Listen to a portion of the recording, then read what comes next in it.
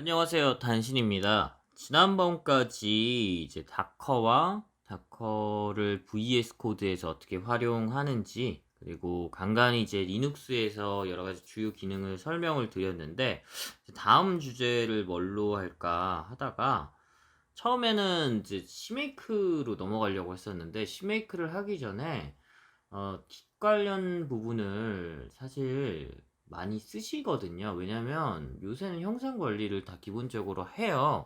그래서 그 부분을 설명을 하려고 하다 보니까 이게 깃을 왜 쓰는지부터 좀 설명을 드려야 될 것 같더라고요.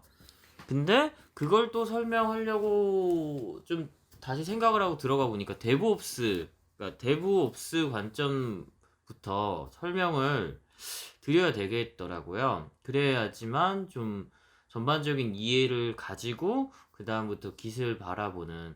그러니까 우리는 보통 배울 때 시키니까 그냥 그대로 하는 경우가 있는데, 사실 그렇게 하면은 나중에 일을 할 때 남는 게 없어요. 그래서 큰 관점에서 좀 볼 수 있는 그런 역량을 길러야 되거든요. 그래서 데브옵스 관련해서 오늘은 간단하게 설명을 드릴 거예요. 일단 데브옵스는 딱 봐도 뭐 합성어잖아요. 그래서 디벨롭먼트 플러스 오퍼레이션의 합성어고, 뭐 개발 및 운영이죠. 그러니까 개발 및 운영을 어떻게 할 거냐에 대해 관리 방법론이겠죠. 그러면 이런 게 왜 나왔냐? 왜 필요한가? 그걸 설명을 드리자면, 이제 정말 전통적으로 많이 해오는 방식이 뭐냐면, 우리가 이렇게 얘기하죠. 주먹구구식이라고 해서.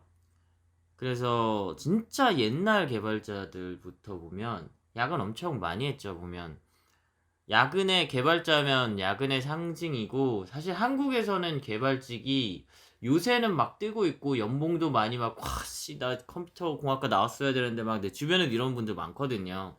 아 이제 문송합니다 이러면서 아 공대 갔어야 되는데, 그러니까 이런 분들 많잖아요. 그래서 엔지니어가 확실히 뜨고 있고, 엔지니어가 기회지다 보니까 뭐 연봉도 많이 뛰고, 저도 사실 혜택을 많이 받았죠. 지금 시대에. 근데 옛날에는 저도 처음 입사할 때는 맨날 10시, 12시까지 막 야근하고 그랬었거든요. 그리고 저보다 더 윗세대들은 그게 그냥 일상이었고, 아직도 중소기업이나 아니면 뭐 중소기업이 아니시더라도 그렇게 막 일하시는 분들 많이 계시고요. 근데 이게 왜 그러냐고 하면, 사실 개발을 옛날에 전통적으로 어떻게 하냐면 그냥 개발할 대상 정해주고 일정 정해놓고 해와, 이런 식이 되게 많고, 그냥 중간중간에 이거 아닌 것 같은데 하고 그냥 변경하고, 아 이렇게 불가능할까요? 이것도 해주세요 막 이렇게 바꾸는 경우도 많고, 그리고 처음에 개발을 시작할 때 그 담당하는 부서장이라든지 그 회사의 윗사람들이 보통 개발자를 어떻게 생각을 하냐면, 그냥 한 명의 워커, 그냥, 그러니까 뭐 산을에서 삽질을 한다라고 하면은, 그 군인일 때 삽질 많이 하셨을 거예요, 남자분들. 그냥 인원이 많으면, 여기 이제 흙이 있다고 해봐요, 언덕이 있다고 해봐요, 인원이 많고 삽이 많으면 그냥 산 파는데 그 효율이 증가하잖아요. 그리고 더 빨리 팔 수 있고, 사실 스킬도 삽질도 스킬이 있긴 있거든요. 이제 많이 해보신 분은 알겠지만, 근데 스킬보다도 사실 인원 한 명이 더 있고 없고의 차이가 크잖아요. 그냥 이런 관점으로 본 경우가 많아요. 그리고 개발자 몇 명이고 개발자 몇 명이서 어떻게 하면, 몇 명이서 그냥 하면은 되는 거, 이렇게 생각하는 경우가 많고, 그거 뭐 그냥 소프트웨어 그냥 앉아서 그냥 편히 하는 거 뭐가 어렵냐, 이런 관점으로 보는 경우도 옛날에는 되게도 많고, 요새도 사실 이 관점에서 안 벗어나는 경우가 많아요. 회계나 이제 이런 쪽에서 관점에서 바라볼 때는 결과적으로는 한 명의 인원이 한 명의 얼마만큼을 산출물을 냈냐, 이런 계산을 하는 경우가 많은데, 사실 그런 식으로 개발을 하면 잘 될 리가 없고 관리도 안 되죠. 그러면 어떤 경우가 생기냐면, 몇 년짜리 있는데 한 3년 프로젝트라고 해봐요. 그러면 한 1, 2년 놀고 마지막 진짜 막년 차에서 3년 차에서 3년짜리라고 했으니까 야근 퇴근하면서, 그러니까 주말 근무하고 야근하면서 그렇게 하는 거고, 그러면은 이제 누군가는 2년 동안 놀다가 그냥 퇴사하고, 이제 이런 케이스도 생길 수가 있거든요. 그리고 회사 내부적으로 어떤 인원은 일 정말 열심히 하고 맨날 야근하고, 그리고 산출물도 막 코딩도 엄청 잘하고 막 회의도 맨날 몇 개씩 들어가고 이런 사람이 있으면, 어떤 사람은 그냥 적당히 뭐 탱장체자 놀면서, 그럼 산출할 방법이 없으니까 얘가 무슨 일 하는지 모르잖아요. 그냥 어떤 인원들 때려 받고서 일해와 가져와 이런 식으로 했으니까. 그러다 보니까 인원 관리도 제대로 안 되고, 이게 이슈도 많고, 그러니까 뭔가 코드를 다 그냥 일단 대충 다 짰는데 실제 돌리니까 잘 안 돌아가는 거죠. 요런 문제들이 많았다는 거죠. 근데 아직도 이런 식으로 바라보고 이런 식으로 일시키는 경우가 많다. 그 소프트웨어 엔지니어링에서 배우면 개발에서 가장 중요한 게 기간, 품질, 비용이라고 하거든요. 근데 이건 개발뿐만 아니라 어떤 물건 만들 때도 마찬가지예요. 짧은 기간 안에 좋은 품질로 저비용으로 만들고 싶잖아요. 소프트웨어 개발도 마찬가지예요. 근데 이거를 아까 설명했듯이 주먹구구식으로 대충 때려 박아서 하면 당연히 될 리가 없죠. 기간 정해놨는데 이게 정말 이 인원 가지고 이 비용으로 할 수 있는 기간이 맞냐? 이런 산정이 당연히 제대로 될 리가 없고, 품질도 그냥 때려 맞춰서 해오라고 하니 이거 그냥 쫓겨서 그냥 하기도 하고, 중간에 또 막 갑자기 바뀌어. 그러면 또 어떻게 해요? 바뀌면 기존 거 다 정리하고 기존 거 잘 해서 잘 검증해놨는데 그것도 쓰지 말라고 하니까 새로 개발하면 새로 검증을 해야 되고, 그러다 보면 시간이랑 비용이 증가할 수밖에 없죠. 그리고 품질도 제대로 나올 리가 없고요. 그래서 이런 문제가 많았습니다. 정말 저희 필드에서. 그래서 그런 부분을 개선하기 위해서 나온 게 여러 방법론이 있는데, 뭐 에자일이라고도 많이, 에자일이라는 방법론도 있고요. 그리고 개발 방법론이죠. 데브옵스라는 개념도 나오게 됩니다. 그래서 관련된 툴도 되게 많아요. 뭐 ALM이라고 여기 지금 가운데 보이시죠? 이 툴도 있고, 아틀란시안에서는 통합 툴로 제공을 하는데, 뭐 지라, 비트버켓, 컴플런스, 뭐 크루시블 이런 것들을 제공을 해줘요. 그리고 제가 전 회사에서는 VLM이라는 프로그램을 썼었거든요. 근데 VLM을 좀 찾아봤는데 이게 자꾸 항공사의 무슨 플랫폼인지 뭔지 그쪽만 나오더라고요. 그래가지고 못 찾았고, ALM 같은 경우는 요 관련된 부분을 전체적으로 제공을 해주고 있어요. 그래서 데브옵스 관점에서 다시 좀 돌아가서 정리를 하기 위해서 데브옵스 관점에서 좀 필요한 게 뭐냐면, 개발 일정 관련된 거 중요하죠. 관리가 돼야겠죠, 당연히. 그래서 펜을 좀 써볼게요. 개발 일정 정확하게 제대로 어떤 시점에, 그러니까 뭘 개발하려면 얼만큼이 걸리고, 뭘 얼마만큼의 인원이 얼마만큼 해야 되고, 그리고 일정은 얼마나 걸리고, 그리고 일정 안에 중간에 뭐 배포 일정이라든지 개발 중요 산출물은 뭔지 이런 관리가 돼야 되잖아요. 그리고 인원 정확하게 돼야죠. 이런 개발을 하기 위해서는 얼마만큼의 인원이 필요하고, 이 인원은 무슨 교육을 필요하고, 그 인원에 대한 실질 멤버수는 어떻게 관리돼야 되고, 이런 게 있죠. 근데 인원 관리는 약간 보통 ERP 쪽, 자기네 회사 ERP 쪽이랑 좀 연관돼서 하는 경우가 많고요. 교육도 마찬가지고. 그리고 네이버 클라우드 플랫폼이라는 거를 제가 찾아서 여기다 놨는데, 이게 뭐냐면, 보통 대기업들은 그 자기 쪽 내부에 ERP를 구축해주는 회사 같은 거, 솔루션 회사들을 끼고 있는 경우가 많거든요. 그러면 이제 당연히 자기네 회사 거를 쓰는데, 뭐 중소기업이나 아니면은 좀 규모가 작은 기업은 그걸 하기가 어렵잖아요. 그러면은 별도로 그런 걸 관리해주는 플랫폼이 필요한데, 이 네이버에서 그런 거를 지원하는 경우가 있는 것 같더라고요. 그래서 네이버 클라우드 플랫폼이라는 게 있는데, 카카오도 찾아봤는데 카카오는 안 나오더라고요. 어쨌든 그런 거를 통해서 인원 관리를 지원을 할 수가 있고, 그다음에 검증, 뭔가 찍었어 소프트웨어를, 이 소프트웨어 제대로 동작하는지 확인해 봐야 될 거잖아요. 그리고 버전별로 원래 소프트웨어를 찍어요. 버전을 그것도 처음에 정해요. 이 소프트웨어가 완성되기까지 버전은 몇 개를 가져갈 거며 그 일정은 어떻게 가져갈 거고 검증은 어떻게 할 건지 그런 거를 다 정하거든요. 그런 관리를 하는 툴이 또 코드비머라는 거를 통해서도 하기도 하고 지라에서도 제공을 해요. 그리고 VLM이라는 툴도 아까 전에 설명을 해줬는데 그 툴로도 할 수 있어요. 그리고 빌드. 그러니까 빌드라는 건 뭐냐면 이미지를 만드는 거죠. 이미지라는 것도 설명을 해야 되나? 그러니까 소프트웨어 개발을 했으니까 이걸 실제 돌아가는 하나의 형태로 만들어야 되잖아요. 그걸 이제 이미지라고도 하고 바이너리라고도 하는데 그걸 만들어 가는 과정, 그러니까 한 번에 코드에서 실질적인 바이너리나 이미지로 만드는 과정이 빌드라고 해요.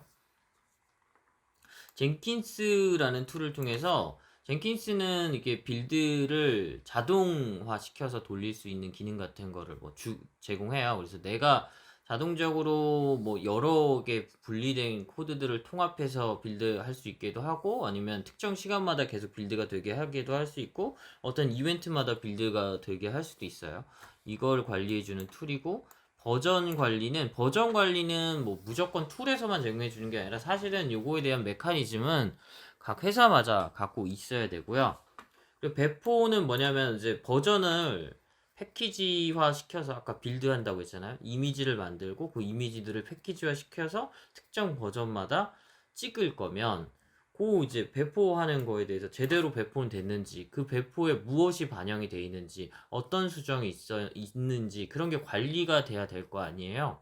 그거를 관리하는 툴도 지라에서도 할 수 있고 여기 아까 지금 가운데 ALM을 넣은 이유가 ALM이 여러 가지 또 툴이 있는데 사실 코드비머도 ALM 거거든요.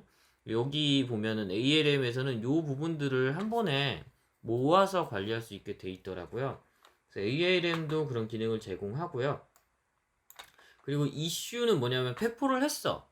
그러면 이미지를 실제 타겟이나 이런 데 올려서 테스트를 해보겠죠? 그럼 뭔가 이슈가 나올 수 있잖아요.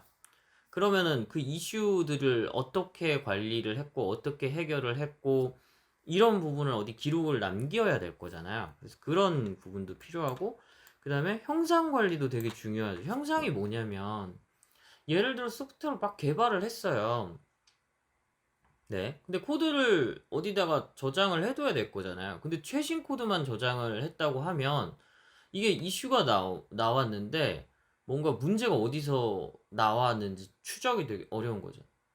그러니까 코드가 되게 많아지고 점점 개발 기간이 많아지면은 어느 순간에서 문제가 나왔는데, 그러니까 어느 버전에서 문제가 나왔는데 이 버전에서 해결이 불가능할 경우도 있어요. 그럼 전 버전으로 돌아가야 되는데 그러려면은 그런 식으로 뭔가 관리가 돼야 된다는 거죠. 버전별로 어느 날짜까지의 뭐가 코드 변경사항이 반영이 되는지, 코드 변경사항은 뭐가 있었는데 지금까지 이런 관리가 좀 돼야 되거든요. 그래야지 어떤 이슈가 발생을 하고 최악의 경우에는 롤백을 해야 될 경우 그 부분으로 돌아가거나 그런 이제 관리를 할 수가 있거든요. 그러면은 이슈 파악이라든지 문제 파악을 하는데 좀 도움이 굉장히 되죠. 그러니까 이전 버전까지는 예를 들어서 1월에 배포한 건 문제가 없었어요. 근데 2월에 배포했는데 같은 기능에서 뭔가 문제가 생겼어요. 그럼 그 사이에 변경에서 문제가 발생을 했을 거잖아요. 그럼 그걸 추적해야겠죠. 그럼 그거에 대해서 형상에 대한 관리가 돼 있어야지 그 이슈에 점점 접근을 하면서 얘는 문제가 없네? 얘는 또 문제가 없네? 얘에서 이거를 넣고 해보니까 문제가 되네? 이런 식으로 확인이 가능하잖아요. 그런 부분을 지원을 해주고 이것도 되게 많은 툴이 있는데 대표적으로 깃랩, 깃허브, 비트버켓 등을 많이 쓰고요. 깃랩이랑 비트버켓은 제가 써보고 깃허브도 사실 써봤는데 이게 무료로 되는지 모르겠어요. 근데 깃허브는 제가 개인적으로 좀 써본 거라서 그건 무료로 되거든요, 확실히. 그래서 깃허브를 통해서 제가 요 강의 이후에 그 깃 관련 부분을 점차적으로 강의를 해드릴 건데 그때 깃허브를 사용할 거예요. 그래서 깃허브를 통한 GitHub와 Git을 통해서 형상 관리를 어떻게 할 수 있는지 그 부분에 대해서 설명을 드릴 거고, 그리고 문서들도 관리가 필요하잖아요. 뭐 제가 예전에 강의에서 잠깐 뭐 잡설에서 언급했나? 기능 안전이라든지 뭐 프로세스 뭐 에이스파이스 관련된 문서라든지, 아니면 이 뭐 지금 말씀드렸던 인원이나 뭐 일정이나 인원이나 이런 것도 어디 기록이 남아야 될 거잖아요. 검증은 또 뭐 테스트 케이스는 뭐가 있고, 이 검증은 어떻게 할 거며, 빌드했을 때 빌드는 어떻게 전략을 짤 거며, 버전 애들은 어떤 소프트웨어 패킷은 어떤 버전을 할 거며, 이런 문서들이 어딘가 기록이 돼야 되겠죠. 그런 것도 이제 관리가 돼야 되는데, 코드 비머로도 요새 많이 하고요. 그 다음에 아틀란시아에서 이제 컴플런스라고 그 문서 작성을 할 수 있는 하나의 뭐라고 해야 되지? HTML 기반의 하여튼 프로그램들을 제공해 줍니다. 요거 말고 제가 아까 말했던 VLM이나 ALM도 아마 그 기능을, ALM은 사실 제가 많이 안 써봤거든요. ALM도, 근데 이게 코드비머가 아마 ALM 회사 걸 거예요. 그래서 여기도 그런 툴을 제공을 해주고 있고요. 굉장히 많은 일을 하는 거죠.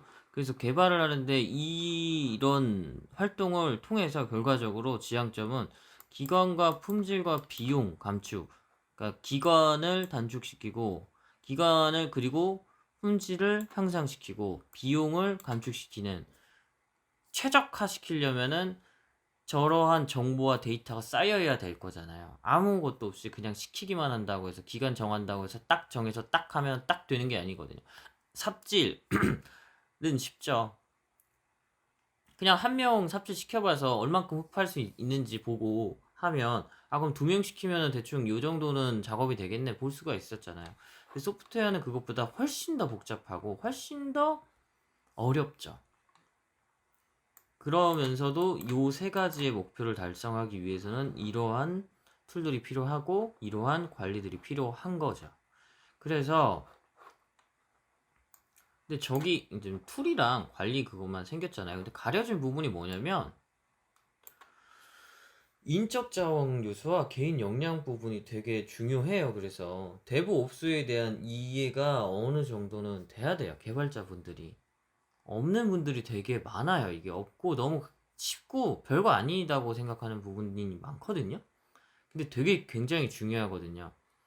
저게 제대로 안 되면 정말 많은 비용을, 그리고 많은 품질 이슈, 그리고 나중에 나가면 지금 뭐 막 저기도 보면 테슬라도 사고 나고 그러잖아요. 그런 현상이 이런 부분의 미스부터 발생할 수도 있거든요. 그리고 데브옵스가 아까 좀 뭐라고 했죠? 저는 이제 인원 관리나 일정 관리 부분도 넣었는데, 이걸 넣은 이유가 뭐냐면 이걸 계속 반복하면서 결과적으로 목적하는 바가 뭐냐면 이거예요.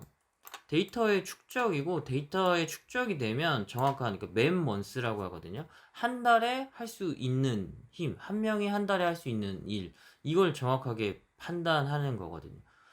신입사원이나 경력사원이 바로 온다고 해서 모든 부분을 한 번에 할 수가 없어요. 그러면 경력사원이 왔을 때 적용할 때까지 적당한 시점, 그 다음에 뭐 해야 될 일 같은 거를 데브옵스를 잘 해놓으면 그걸 추출할 수가 있다는 거죠. 그리고 한 사람이 얼만큼 퍼포먼스를 냈고 얼만큼 일을 했고 무엇을 했는지도 좀 투명화 시켜서 할 수 있다는 거죠. 최근에 보면 그런 얘기 있었잖아요. SK 하이닉스 뉴스가 있었잖아요. 그냥 어떤 직원이 전사 메일로 회장님 뭐 다 포함돼서 썼어. 그러니까 이 내가 받은 이번에 산정된 성과급이 이해가 안 된다는 거지. 그래서 도대체 무슨 관점으로 이거를 평가를 하는 거냐? 투명성을 보장해 달라라는 거거든요. 마찬가지로 데브옵스도 이걸 하는 이유가 이런 투명성 보장이거든요. 이렇게 주먹구구식으로 뭐 모르는 뭐 그냥 일단 해라 이렇게 던지는 게 아니라, 그래서 보면은 이런 식으로 정의를 하면서 정확하게 에자일을 한다고 해도 정확하게 할 수가 있는 거고, 인원을 투입한다고 해도 정확하게 할 수 있는 거고, 일정 계획을 수행한다고 해도 정말 합리적인 일정과 그 다음에 합리적인 품질을 가져갈 수 있는 거죠. 거기에서 비용에 대한 부분도 이제 할 수가 있는 거고. 근데 보통 이런 지식 없는 임원분들이 많죠. 그렇게 되면 항상 제대로 된 평가가 될 수가 없어요.